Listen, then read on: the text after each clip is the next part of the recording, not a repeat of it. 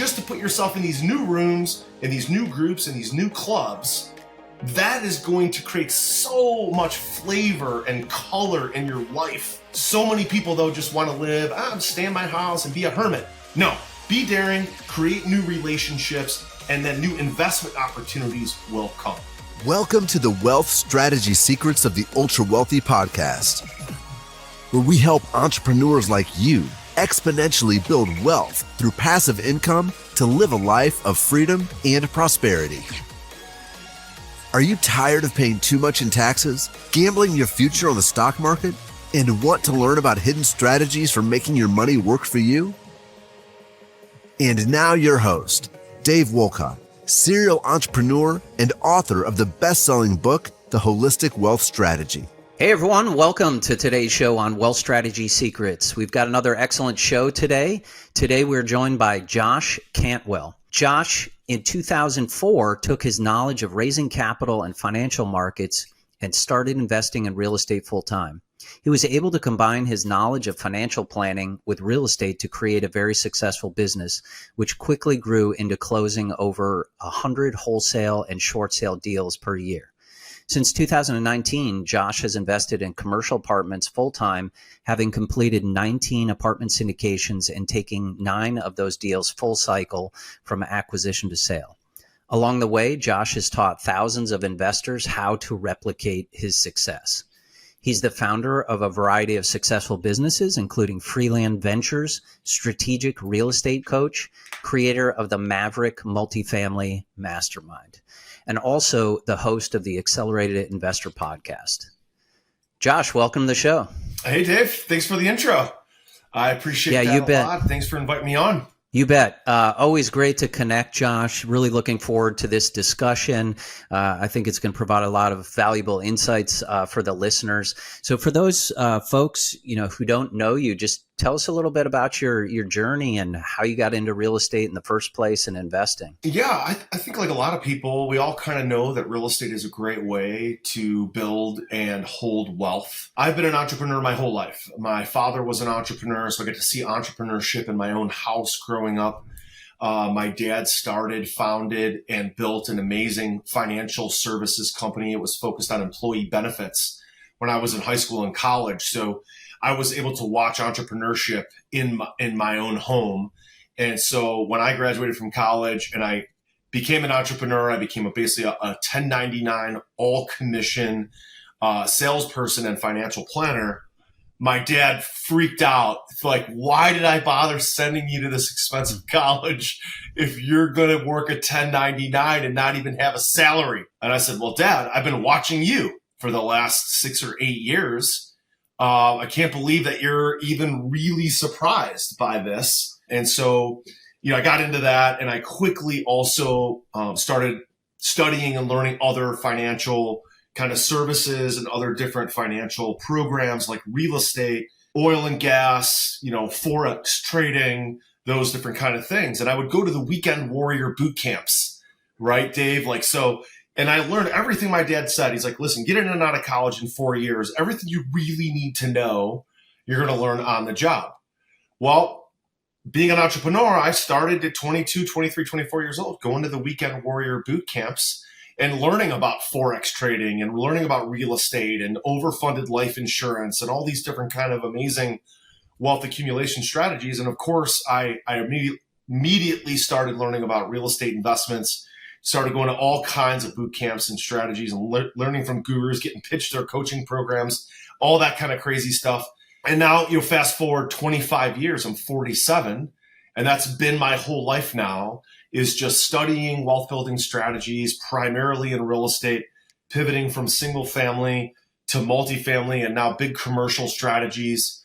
And it's really, I think, a lot of the same journey that most people should take.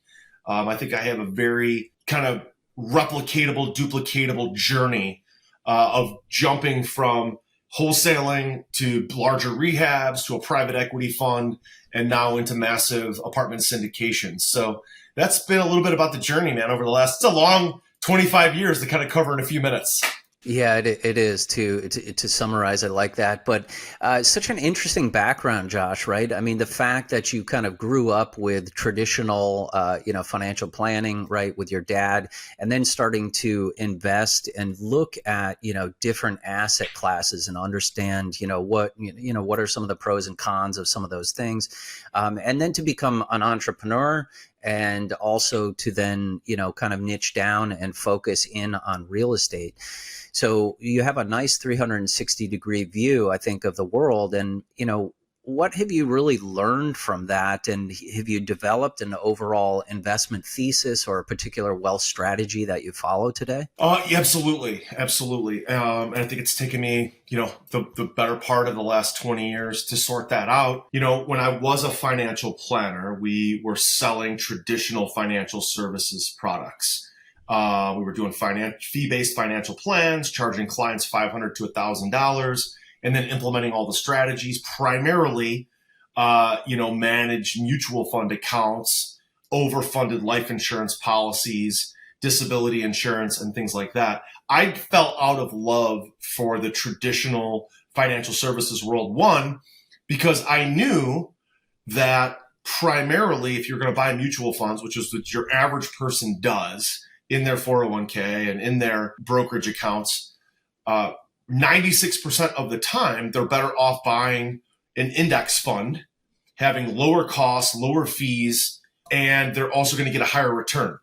One of the books that really changed my view of what I used to do as a financial planner is Tony Robbins' book, Unshakable, where he interviewed like 20 or 25 of the world's best money managers and wealth builders. And to hear, I believe his last name is Swenson, he's the Yale Endowment Fund manager, say that 96% of all mutual funds underperform their related index. And the typical financial advisor charges a 3% fee and then a 1% additional fee to the mutual fund. There's 13 hidden fees in actively traded mutual funds, and you can wipe all that out and get a higher return. I'm like, okay, so I discovered that over time. So I do own a lot of index funds inside of overfunded life insurance policies. That's going to leave a massive legacy to my family. That's important. From a real estate perspective, I went from, wholesaling to, because I didn't have a lot of extra money to buy. I didn't know about private lending, and then eventually pivoted to raising a lot of money and doing a lot of rehabs and rentals in the single family space. And then we decided to scale that into a fund where we did private lending. Well, Dave, the problem with all of those is that you have flipping houses and there's ordinary income. You have private lenders that are getting 1099s for interest income. It's great to get a 12, 15% return, but interest income is taxable. Flipping houses is taxable. So I eventually stumbled into multifamily because I was underwriting and lending to other real estate operators and they needed funding. And so we were doing their basically underlying debt through our fund and through brokering for other people. And I still realized the income that we were making, although it was relatively passive, was still interest income. It did not have any ability to wipe out that income through depreciation. Well, in 2017, we started to joint venture and co-GP and buy and own apartment buildings. And that led me to my current, and I believe my final investment thesis, which is to buy and syndicate multifamily apartment buildings, which then allows us to get 8 different fees, but primarily it's about cash flow and equity. And that ownership allows us to have a significant amount of depreciation. So Dave, it's almost embarrassing because we own a $250 million real estate portfolio, but because my taxes show a loss, I actually qualify for financial aid at my kids' high school. So because all of my income from the cash flow and the equity gets wiped out by depreciation. So when you know that you look like you're poor, but you're not, that really at the end of the day really just kind of popped my head off my shoulders. And that's where we've landed for the last 6 years, and we really love it. Yeah, no, that's perfect. The only challenge, right, once you get this figured out is when you're trying to, talk to traditional lenders about getting financing, even if it's for your existing house or another Right, house. They're like, you have no income. We can't qualify this at all. So right. I guess it's a good problem to have, though, right? It is. And, I also own my education business. So we do still run this mastermind program. We got about 100 members, and I take a W-2 out of that. But I take a Yeah. very low W-2. And so all of my losses still wipes all that out. But I only take the W-2 to show some income in case I need to get some loans at some point. But at this point, we're just focused on cash flow and equity. That's it. I'm not really worried about buying the next house where I have to walk into a bank or a credit union and fall into their box. I know that I'm not in their box. Like the last 25 years of my life, I'm not in anybody's financial box that's going to lend to me on a traditional basis. So we've got to be very creative. Yeah, for sure. So, Josh, what would you say? I mean, we have a lot of sophisticated investors in our community, right? And people are always looking for different tax strategies, wealth acceleration strategies. And oftentimes a CPA might say, okay, let's say you've got a strong income year, or maybe you even exited a business, right? And, CPAs out there might just say like, okay, go purchase some real estate. Right. So you can, get that offset. But I think if you're dealing with, especially if you're dealing with, say, hefty six figures, maybe seven figures that you're trying to actually offset, it can be a little bit scary to say, hey, I'm going to go do my own multifamily deal and, go buy even a $5 million asset to, just to offset the taxes because now all of a sudden, there's a lot of competition Sure. For that market. There's people doing it every day. Does it make sense? Are your assumptions right? And then do you really want to become now an active investor, in that Right. versus say doing a syndication? So what are your thoughts there? Well, look, I think if that person has a big income or they've exited a business, it's because they really focused on that and it worked out. Right? They're making a big income, they've exited a business. And so I would say, look, unless they can focus on real estate the same way that they focused on that exit or focused on their current job that pays them, a big W-2, I would say don't buy the real estate on your own. I work with a lot of groups, investor clubs, doctor groups, family offices. Primarily my deals still, when we syndicate a deal, when we raise $5 or $10 million, those are primarily just retail investors, guys that are writing checks for $100,000 to $500,000, right, as part of their investment strategy. But to your point, I work with a doctor group and several other family offices and different high net worth groups, and they usually have a lead sponsor. That lead person kind of leads the investment group, finds different operators, finds different syndications, find different opportunities. They can collectively then go and bring their collective horsepower to an operator and say, look, we can stroke a check for $10 million, $20 million. And then collectively, because we can stroke the check, they're going to typically want a little bit extra equity, a little bit extra cash flow. And then typically, because their main plan is get equity, deploy cash, but get depreciation, accelerated depreciation, bonus depreciation, then they come to an operator like me and say, this is what's most important to us. Okay. So I would say to that guy or gal who's exiting a business or has a big income is not to do it on your own, but to get comfortable in a community. Dave, maybe it's your community, other investment clubs, other communities where you know that you're collectively working together, have a similar goal, cash flow, equity, depreciation, whatever that is. And then put yourself out there as a group with more horsepower. And then like we craft specific investments and we look for specific apartment deals that we can then park with certain groups, like a certain doctor group or an investment club or a family office. So we know what their goals are and we try to find an investment that matches their goals.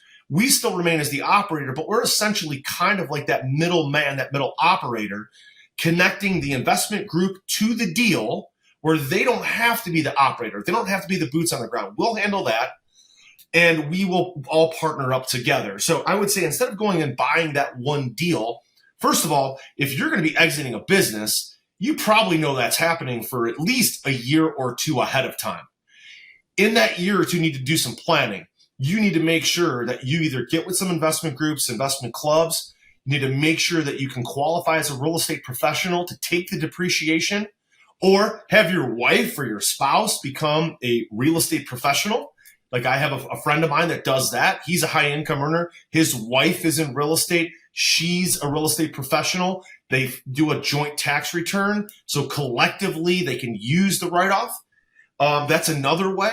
But I would say, get involved with a group, a collective investment group, so that you don't have to do it all on your own. Yeah, no, it makes perfect sense. And I think you really hit the nail on the head, right? When you said, like, if an entrepreneur or a high income earner, right, they're doing well, then, focus on what you do well at, right? Because that's where your strengths, truly lie, right? And your unique ability. And so you want to double down on that. And then you can get leverage by working with these other groups, right? You get the power of the group, or getting into a syndication. You have someone who, for instance, on the acquisition side, has been doing it for 20 years, and they have relationships inside and out a particular market. They know exactly, how to identify off-market deals and things like that. So you're getting some really great leverage by being able to move up, into the, syndications and such. No doubt. Dave, I would give you one more example. Like we have a friend of ours who's a billionaire. I'm not close with him, but we know each other pretty well. And he has basically another group that he partners with that underwrites and makes the decision. And he will often say, if they're in, I'm in. Right? So he's essentially offloaded that responsibility of the underwriting, the decision making, selecting an operator, selecting an opportunity, because his expertise is not in real estate. His expertise is in his current business that's made him a billionaire. So he just says, look, I want to invest in these real estate opportunities because of the cash flow, the equity, but primarily the depreciation. And in some cases, there's some, historic tax credits that are involved, and they're able to get access to those as well. But he essentially says, if that underwriter, that group is in, I'm in. So I would encourage your group as they listen to this to say, okay, who's that one person who's a really good underwriter, really good at due diligence, really good at selecting groups? Partner up with them, build that personal relationship. And then, hey, if they're in, I'm in. If that guy's writing a check for $500,000, I'm in for $500,000. That guy's writing a check for $5 million, I'm in for $5 million. That is that personal relationship. And often that underwriter should be an attorney, someone who has a legal license to lose if they screw it all up, right? If you have attorneys that partner in real estate deals, or attorneys that bet on real estate deals, they have that added layer of fiduciary responsibility, that added layer of underwriting. There's plenty of real estate guys who have attorneys they work with. And I think that gives you that insulation to say, look, if that guy's going to invest and he's a lawyer and he's helping this group, he's not going to screw things up. He's going to go the extra mile to do the right underwriting. So that's some really niche ideas right there that I think people, if they really want to be good at this and deploy a lot of money, they need to be niche and need to be really well schooled in those things. Yeah, no, great points. And again, just getting leverage. We all think of leverage typically as, okay, real estate is great. We're going to get, leverage with the lender, to amp our returns here. But think about the human capital leverage factor, right? How much that kind of ties into the success of this. And it's interesting as well, working with family offices, ultra high net worth, right? A lot of this is also about, not losing capital. Right. Being very defensive in nature, making sure you've done your due diligence properly, the risk mitigation, right, to make sure that the, investment is going to be successful. And in some cases, you may hit a home run, but sometimes just, hitting and meeting projections, is great. So Josh, what do you think about, let's talk about a little bit about the current market today. We were discussing a little bit earlier, I guess at the time of this recording, right? We're kind of mid-August right now. It's been super slow in the multifamily space. Number of transactions has been down considerably this year, primarily due to, the Fed increasing interest rates, really unprecedented. That's never been happened before in history. We have a lot of that debt is coming due if people, underwrote, say 3 years ago.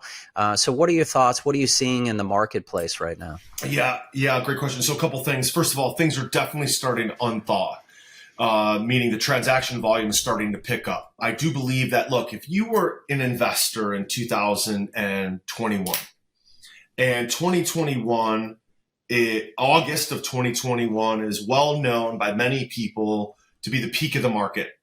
And if you were buying at that time when interest rates were super low because of COVID and everybody was in the market and liquid, then you should be buying now because cap rates are up, which means values are down.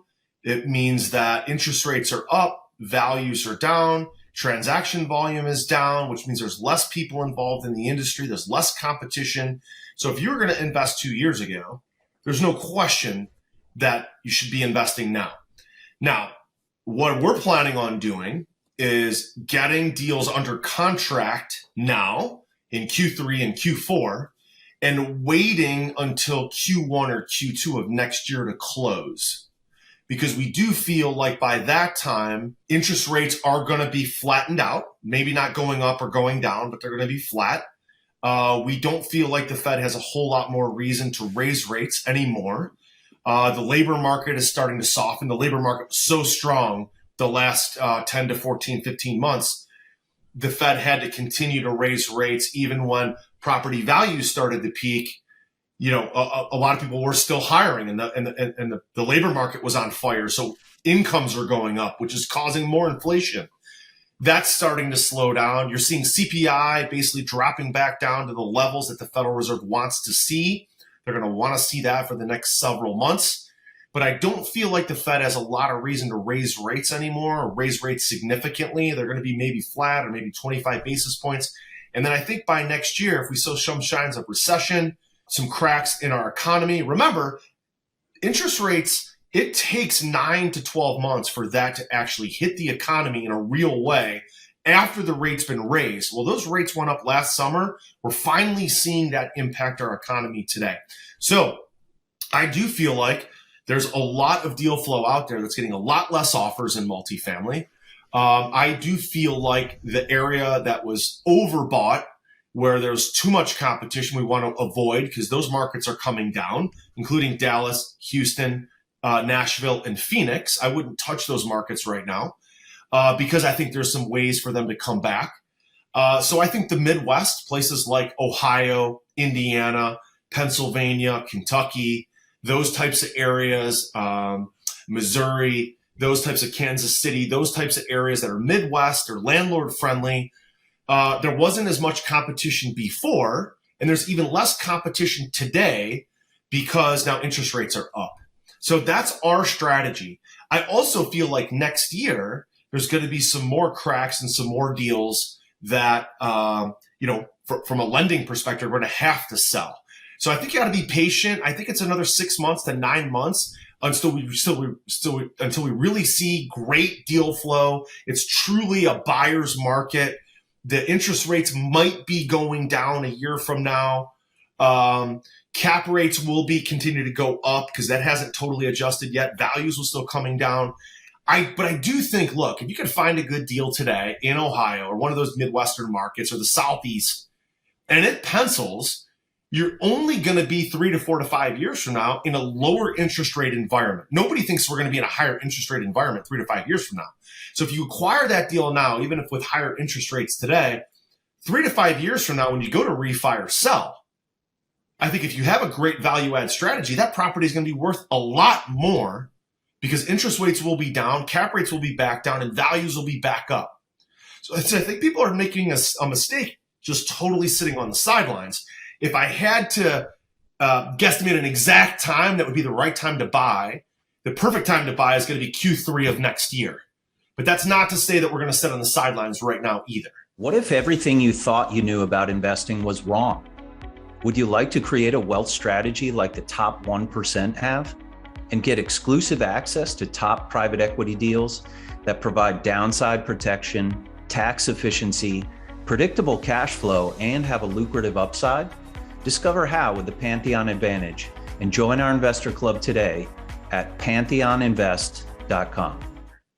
Yeah, interesting. So given all of the market dynamics, especially over the past 12 months, how have you changed your underwriting around lending, and what type of lending products are you really looking at today for a solid deal? We're trying to really do loan assumptions where we can. If there's a good loan that was refinanced a couple of years ago, somebody bought a property, let's say in 2018, 2019, they refinanced in 2020, 2021 when rates were super cheap. And that product has some sort of fixed rate financing or interest rate cap, and we can get that financing in the mid fours.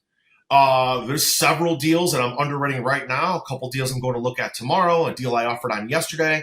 We offered $22 million on a deal yesterday. 37 we offered on a deal on Monday. We have a $5 million deal we're looking at tomorrow. A lot of those, the smaller deals will still pencil with bank or permanent financing, new financing. The bigger deals are really hard to pencil, Dave, with 6% new financing and possibly triggering a tax reassessment. So those deals that have some sort of loan assumption opportunities are fantastic. So the deal that we looked at yesterday does not have a loan assumption opportunity. It looks like it's going to get reassessed. Whisper price on that thing was like $28 million. We offered 22. Okay. I don't know if we'll get it. I don't know if the seller, I think their loan amount, their basis is more than 22. So the bank would be taking a pretty major short sale on that if we could get it.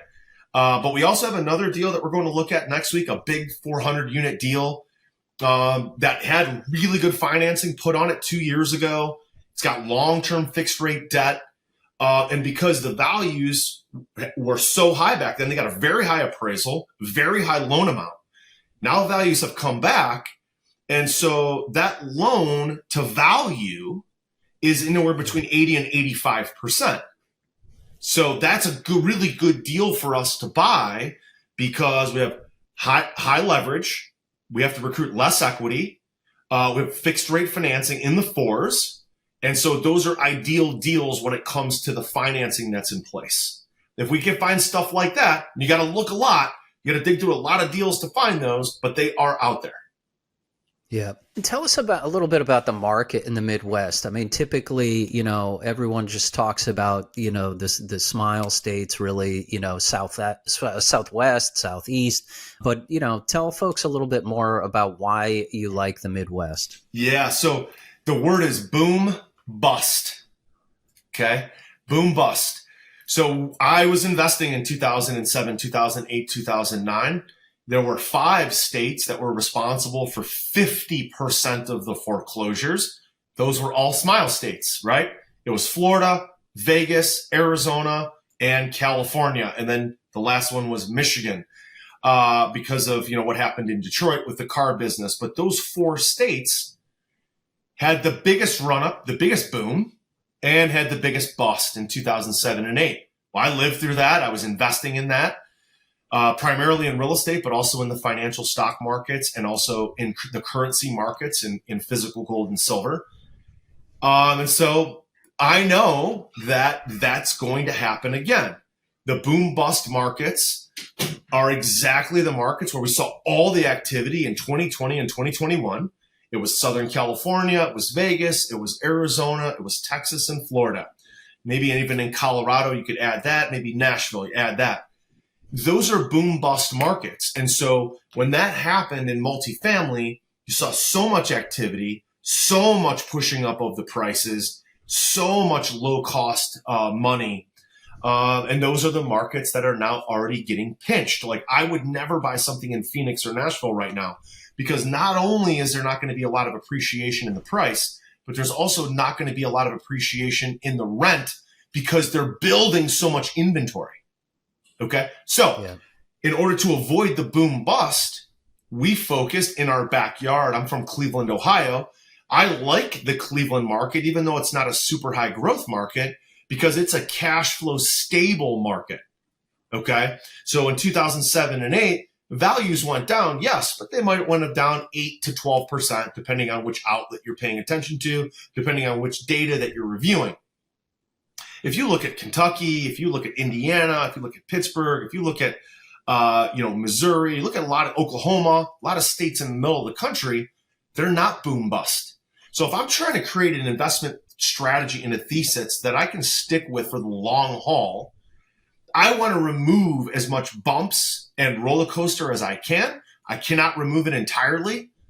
I'm going to have some volatility no matter what I invest in. But if I can flatten it out, I'm okay with buying a property, having it appreciate in a very methodical way, getting lots of cash flow in a methodical way, and letting my residents pay down my mortgage. Okay. Dave, there's a guy that I'll never forget. I looked at this portfolio. This property I was trying to buy was 112 units. I pulled up. This little old guy in a Cadillac gets out of his Cadillac, gets in his golf cart. His name is Turk, and he is showing us around his properties. Well, he owned almost 1,000 units in Youngstown, Ohio, which is a not growing at all C-class city. But you know what? He played the long game.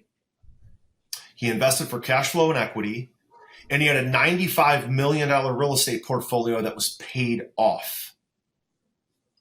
So for me, I'd rather be Turk than a guy that's going to play the markets in a boom bust area. So that's why I prefer the Midwest and some markets in the Southeast. I like Atlanta a lot. I like Oklahoma City. I have a 216 unit in Lawton, Oklahoma. Got over 1,000 units in the Atlanta market and submarkets in Atlanta. But I also like, if you're going to do multifamily, you should be investing with an operator who's investing in their backyard. Because when stuff happens like COVID, you want to be able to manage that really, really well. And so we like the Midwest for those reasons, try to avoid the boom bust. Yeah, great insights. Appreciate that. I definitely wanted to ask you also, Josh, I know you have this 10-step peak performance success formula, which resonates with me. So let's unpack that a little bit for the audience. Sure, absolutely. So there's a few things that I really feel like are really important when I think about what I call the ACER exercise. The ACER exercise for me is about peak performance. It's about really understanding what we want to accomplish. It's a 10-step process, and I probably don't have time to go through it all, but that to me has really identified what I want to be, who I really want to become down the road. And that formula for me is about understanding the end result. Okay. A lot of people talk about their why. Like, why do I do things? The why is the reasons. It's the passion for what we really want. Well, for me, it's not about the why. A lot of people are like, they post pictures of their family on their Facebook or their Instagram and say, this is my why. I say, that's great. Those are your reasons. Okay. But when you got married and you had kids, you sort of became obligated to those people. Okay. So that has to be your why. Okay. It has to be. Now, when I look at what do we really want, what I started doing years ago, this peak performance success formula, the most important step is really what is step number 4. And I'm going to skip to that. The ACER stands for absolute clarity of the end result. So when I talk about Turk and I talk about having a $100 million portfolio that's paid off, that's part of the end result that I want. So I'm willing to be patient and work methodically towards my goal instead of being hyper active, trying to force that goal to happen in a super short amount of time. I want my end result to be happening in my lifetime. It doesn't have to happen tomorrow or 3 years from now or 5 years from now. Of course, I'm working hard. Of course, I'm motivated. But I have this vision of what I want my life to be like. And so I encourage people to close their eyes and on their perfect day, their perfect average day, what does that look like, right? So if we have 365 days a year, let's say 50 of those are amazing days where we're like walking through a rainforest, or we're on the beach in Hawaii, or we're going on a European vacation. It's this unbelievably crazy experience. We're parachuting or we're whitewater rafting. These are the special days of our life in a 1 year period. Maybe you have 50 amazing days. And maybe you have 50 unbelievably terrible days, crappy days, horrible days. You fight with your wife, you lose money in business, your kids are fighting with you, you can't get through to anybody, you're not motivated at all, you get rid of those. Well, there's about 250 very average days left. And the question now becomes, what do you want your ideal average day to look like? And your investment strategy, your investment thesis needs to support that. So the end result of what we're trying to get to in the peak performance success formula basically is trying to create an investment strategy that supports that average day, that ideal average day. Because this whole idea of living this amazing, crazy, wild life is not true. Okay? We're going to have 250 days a year where we're having an ideal average day. So what does that look like? So if everybody closed their eyes and thought about that, what does that look like? When do you wake up? What do you do? What do you eat? What do you drink? Do you go to the gym? Do you play with your dog? Do you go for a walk with your wife? Do you go for a run? Go for a bike? Like, do you go to the beach? Where do you live? What do you see when you wake up? What's the scenery? Where do you live, on the beach or in the mountains? This is the average day. This is the end result. And that to me is all that's important, is having a true vision for what that looks like. That will then determine the investment strategy. Like, people that were chasing these multifamily deals in Phoenix and in Nashville and in Orlando were chasing a quick nickel. They lost sight of the long-term investment that multifamily should be. They fell in love with the quick nickel of cheap money, rising rents, COVID, low supply.